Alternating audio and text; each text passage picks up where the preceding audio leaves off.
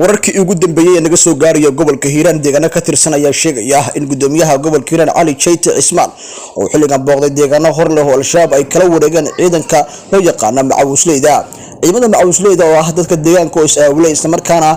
dhibaatada ay al-shabaab ku hayaan xilligan iska caabinaya ayaa uu la kulmay gudoomiyaha Cali Jeyte Cismaan isla markaana dhiirigelin buuxda u siiyay in deegaanada ay xilligan al-shabaab laga saaray xilligan gacan ku hayntooda ay iyagu gacanta ay ku hayaan gudoomiyaha gobolka Hiiraan Cali Jeyte Cismaan iyo ciidamo badan oo horkacaya ayaa booqday deegaano hor leh oo al-shabaab ay kala wareegeen ciidanka dowladda federaalka iyo sidoo kale ciidamada hogaaminaya gudoomiyaha gobolka Hiiraan iyo sidoo kale ciidanka loo yaqaan macawisleyda oo ah dadka deegaanka oo xilligan is-abaabulay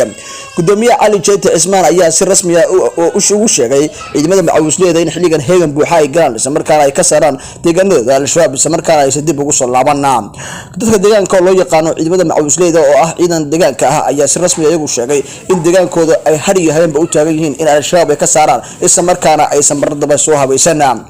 ciidamada macawisleyda ayaa dagaalo xoogan muddooyinkii dambe waxa uu ku dhexmarayay deegaano ka tirsan gobolka Hiiraan halkaas oo jab weyn ka soo gaadhay al-shabaab weerar ay ku qaadeen deegaano ka tirsan gobolka Hiiraan deegaano hor leh oo ka tirsan gobolka Hiiraan ayaa la sheegay in ciidamada macawisleyda oo ah dadka deegaanka ay kala wareegeen al-shabaab walow ay garab buuxa ka helayeen ciidanka dowladda federaalka ee Soomaaliya iyo sidoo kale ciidamo uu hogaaminayo gudoomiyaha gobolka Hiiraan Cali Jeyte Cismaan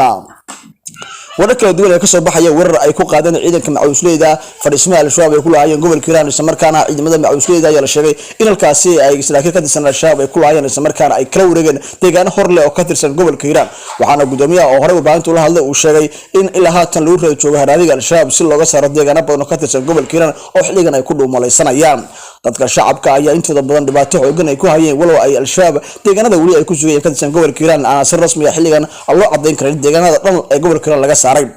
ciidamada macawisleyda oo maanta kulan dheer la yeeshay gudoomiyaha gobolka Hiiraan Cali Jeyte Cismaan ayaa ku dhiirigeliyay iyo sidoo kale dhiirigelin buuxda siiyay si ay uga fajignaadaan al-shabaab ta deegaanada soo weeraraysa waxaana uu gudoomiyuhu sheegay in la iska caabiyo isla markaana weerarka ay soo qaadaan weerar laga horgeeyo gudoomiyaha gobolka Hiiraan Cali Jeyte Cismaan ayaa muddooyinkii dambe ciidamada hogaaminayay ciidanka deegaanka oo la magac baxay ciidanka macawisleyda ayaa halkaasi ka waday howlgallo balbalaaran oo lagu xaqiijinayo ammaanka deegaanadaasi walow ay jiraan in deegaano hor leh al-shabaab ku sugan yihiin aan si rasmi ah loo cadeyn karin waxaana ciidamada macawisleyda iyo sidoo kale ciidanka deegaanka la magac baxay iyo sidoo kale ciidamada dowladda federaalka ee Soomaaliya wali ay ka wadaan howlgallo lagu baacsanayo al-shabaab si looga saaro deegaano ka tirsan gobolka Hiiraan oo wali al-shabaab ay ku dhuumalaysanayso warar kala duwan ayaa ka soo baxaya wararkaas ka dhacay qaybo kamid ah gobolka Hiiraan isla markaana ku dhexmaray ciidanka dowladda federaalka iyo ciidamada taabacsan gudoomiyaha gobolka Hiiraan iyo dadka deegaanka oo la magac baxay ciidamada macawisleyda wararka ayaa si rasmi ah u tibaaxay halkaas inay ka dhasheen khasaaro dhimasho iyo dhaawac ah walow aan si rasmi ah loo xaqiijin karin labada dhinacba khasaaraha soo gaaray gudoomiyaha ayaa hore warbaahinta ula hadlay qaranka waxaana uu sheegay